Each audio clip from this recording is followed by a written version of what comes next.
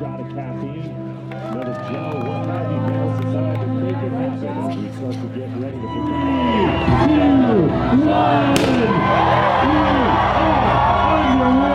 Leadville Trail 100 presented by That was kind of the last thing I thought would take me out, like without a doubt. Let's go, let's go. See you guys a little bit. See you later. Later. And what makes it frustrating was, for me, is I was so prepared for everything. I took my recovery as seriously as I could. I took our fueling strategy for the race I felt was amazing. My training was dialed, and for me to get there and by mile 40 just have zero strength in my leg was super difficult to deal with.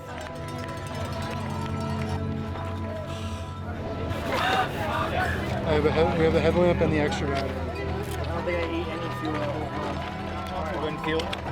Yeah, so we'll be back here.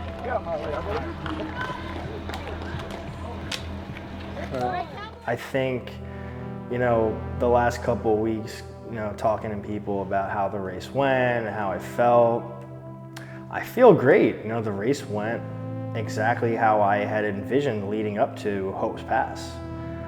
We had done Hope's Pass a couple of days prior. It felt great. I was very comfortable with it. We had a great pace. Our strategy was amazing. And you know, to have it kind of all taken away from you when you prepare for something for 62 plus weeks and then to get hurt, it's kind of sad. But at the same time, if there was a way that I wasn't going to finish, that was probably the way that I had, you know, you don't really think about those things leading up to a race. You know, you never kind of, or anything, you never go into it being like, oh, if I'm gonna fail, this is how I'm gonna fail. But I just know the type of person I am. That was probably the way that I was gonna go out. But you know, being able to accomplish Hope Pass and get down, you know, basically to Winfield on one leg essentially was, you know, a feat of its own. But you know, yeah, it's really hard to conceptualize how damaging it was at the moment.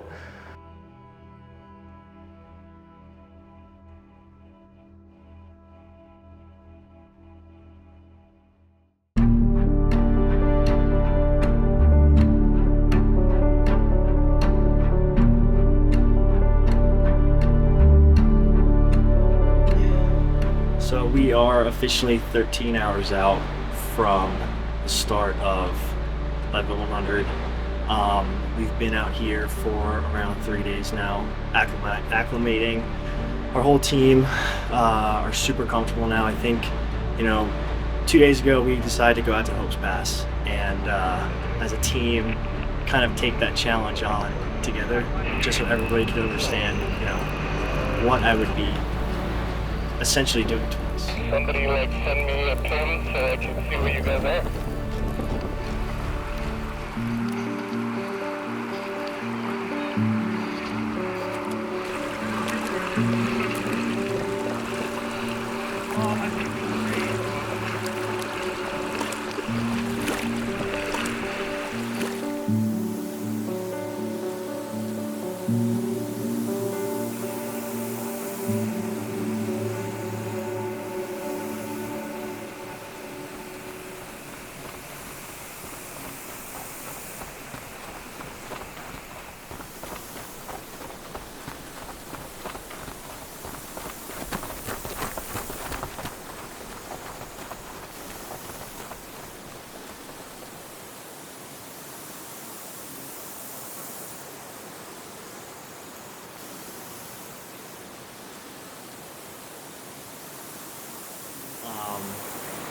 It's been 24 hours since that run, and I think all of us are feeling great right now. We just got back from our official athlete meeting, and bib pickup, drop back, drop off, everything.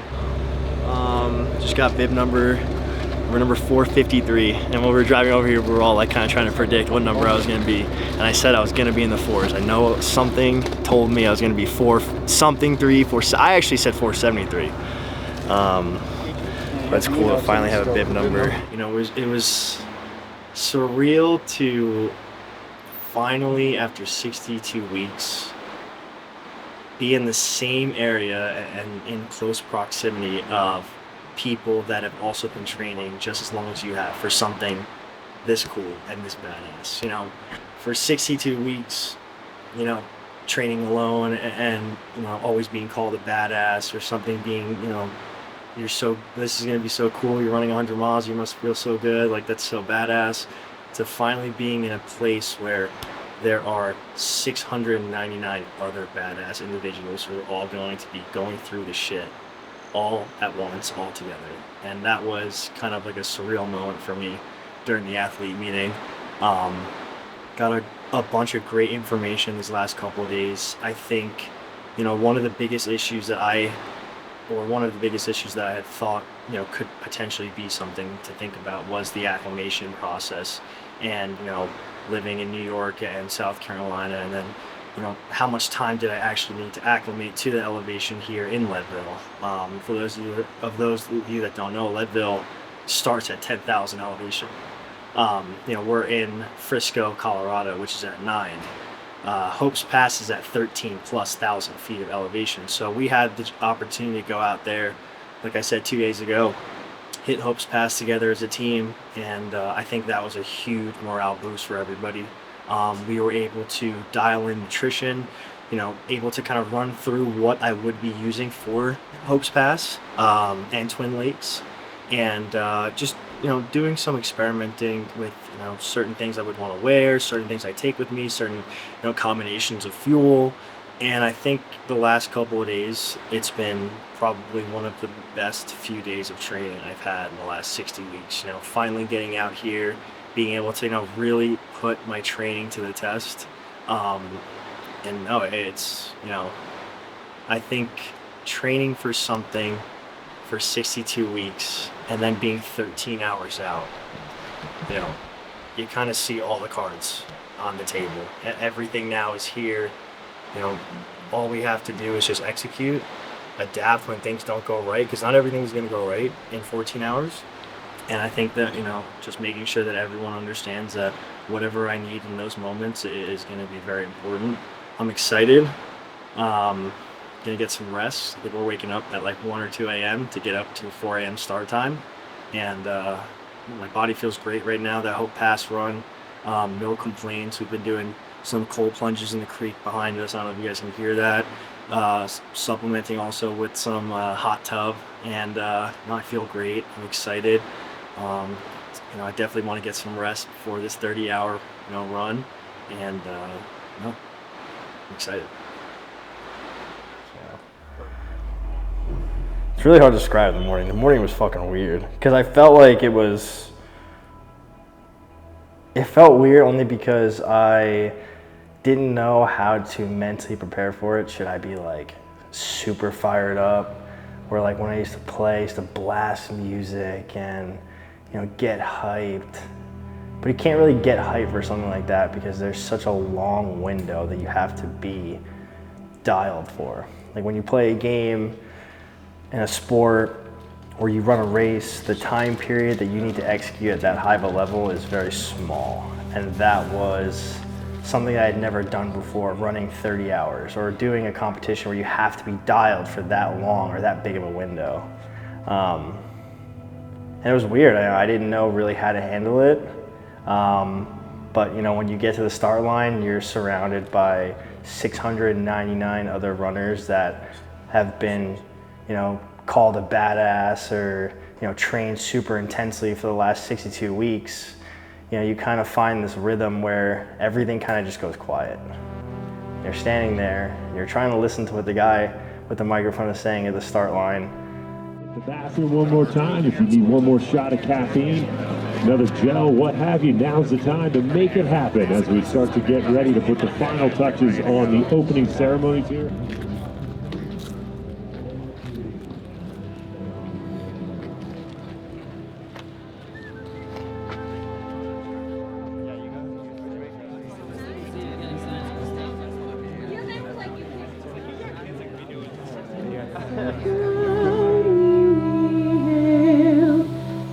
the twilight's last gleaming, those broad stripes and bright stars.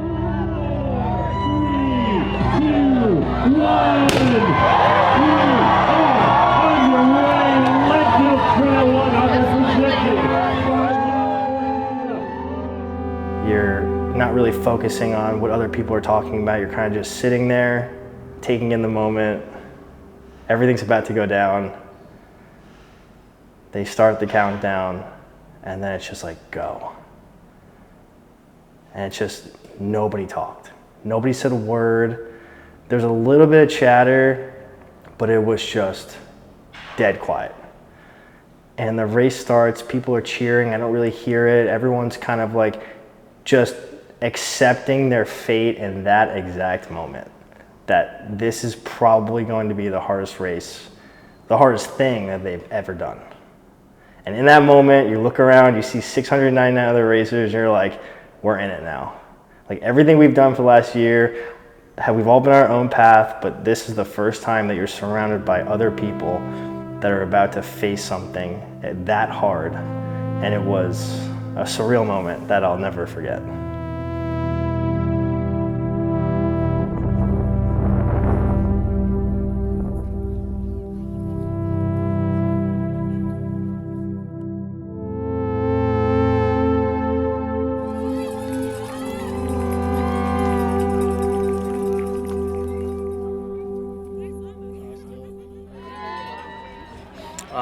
We are now waiting for Mikey at Outward Bound. We made him some ramen. His reservoir broke from May Queen to Outward Bound, so we have a new one ready to go. We're just gonna swap it out. And then I met my crew at the first aid, their first aid station that they could see me at. And I remember sitting down and I looked over at Kevin and I was like, how are we doing? And he's like, you're behind. How much time? I'm putting timer on. No. You are 20 minutes behind right now on schedule. Like I'm behind. Yeah, you have it. You just made the hour, like your hour before the Behind cutoff. which one? 30 hours. Oh, fuck. That's fine. And I remember in that moment, I'm like, this is impossible. It can't be. I just ran with 4 people that were telling me that I was ahead sub 25 hours. And there was confusion with that, but I told them the next day after the race that was like a really shitty thing to say to me, because in the moment I felt so great, and to hear him tell me that he thought that I was behind, I didn't let it affect me, but I definitely thought about it for a little bit. What do you need? What did you take? Literally just keep giving me the 90s. Everything else isn't staying down. I keep throwing it up. Anything from this bag? Take this. More 90s. I just give me the 90s. Oh, you grabbed that? Yeah, Here, keep drinking this too. I keep throwing up everything else. Drink. You're still way under 1250, and you were way ahead. They just said I'm behind. No, look, 1129, 1250. I'm not good or I'm good. The 30-hour cutoff? The guy that I think you're the wrong. 30 hour? The guy that I'm running with, that old guy, I just paced with him. He was like, we're good. Your sunglasses? Yeah. Is anything hurting? Yeah. Take your phone. Let me charge. Make sure this works. It's charged. Oh, it is. Make sure this works. It's fine. Good? That's nice. And My first sip of water in 8 miles. Only you guys understand, I literally just did that whole thing with 0 water. Don't overpay. Yeah, no. Alright, then I can't stay. I gotta go. So when will I see you guys next? Twin Lakes. How far is that? How far is that? Or, So I'm good for time or not good for time? Bro, I was hauling ass. no, you're good for time. Just keep moving. Why you keep telling me no? I think Kevin's math was wrong. You did a 12-15 mile. I'm telling you about fucking cooking. That's what I'm saying. Let me tell you something. The fucking hill I just came down with the no water, that 8 miler, I'm telling you right now, that's fucking harder than Hope Pass. And who's doing that with me? No, I'm not joking. That's harder than Hope Pass because you see it the whole way up. Going down? Power line. Or it's power, whatever it's I called. saw the mountain biking track. That Alright, you're at 3 minutes that burned 42. my legs up. I can't. All right, here's new water. How do you feel? See my bag?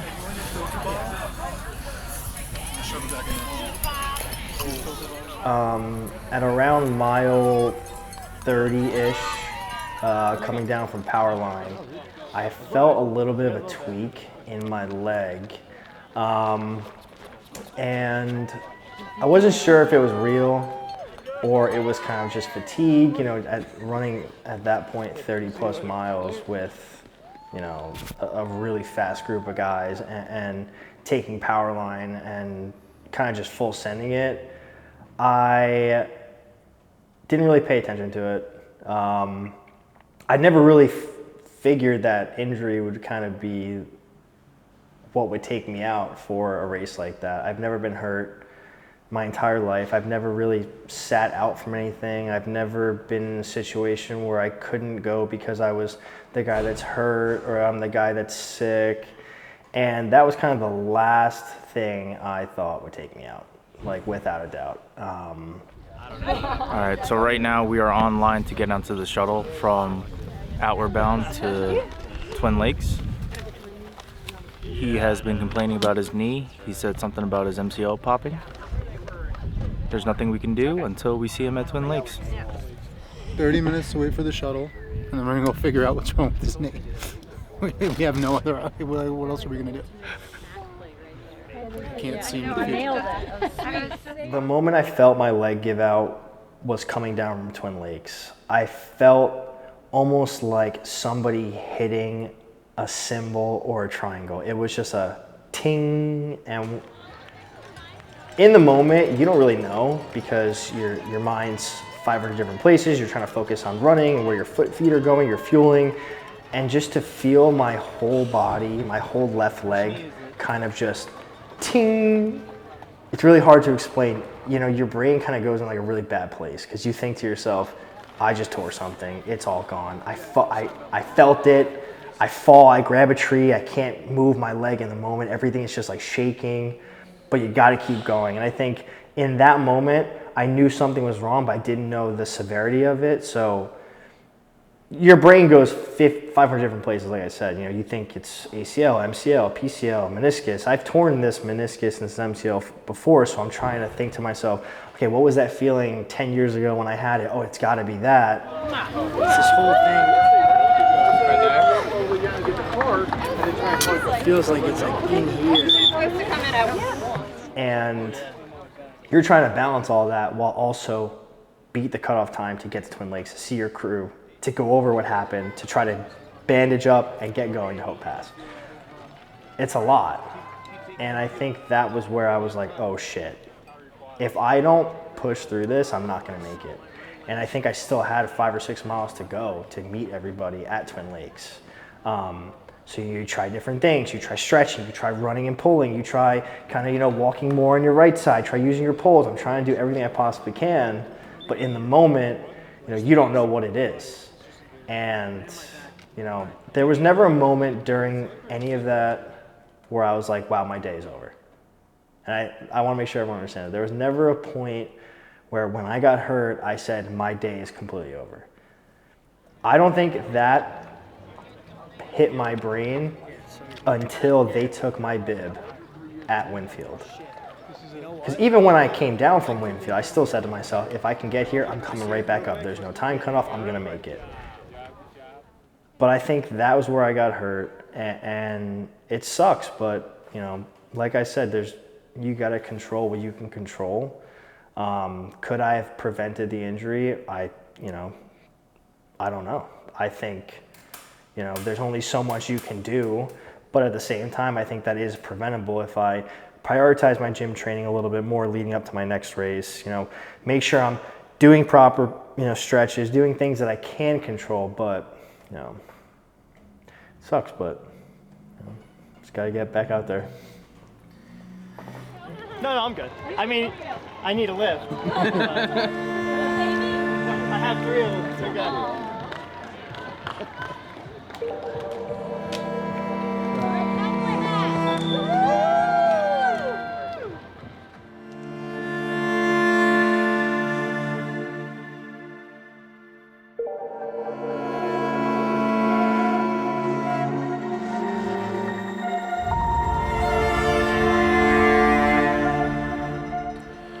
So it is 8:04. He never made it to Winfield from the timing sheets, and his location stopped showing up 4 hours ago. So We don't really know where he is. It's getting dark.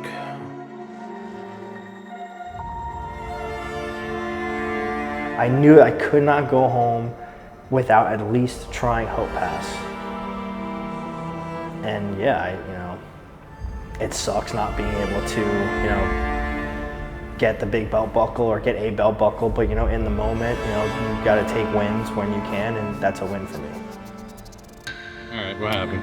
Well, I didn't make it, but I did make it to Winfield. So, right when I got back from right when I got to Twin Lakes, I told Kevin that I heard a pop in my knee. I said, I can't really walk. That whole downhill, I was kind of limping. And he's like, you're fine, wrap it. All right, fine. I wrap my knee, I take Hope's Pass up, I make it to Hope's Pass for the cutoff time.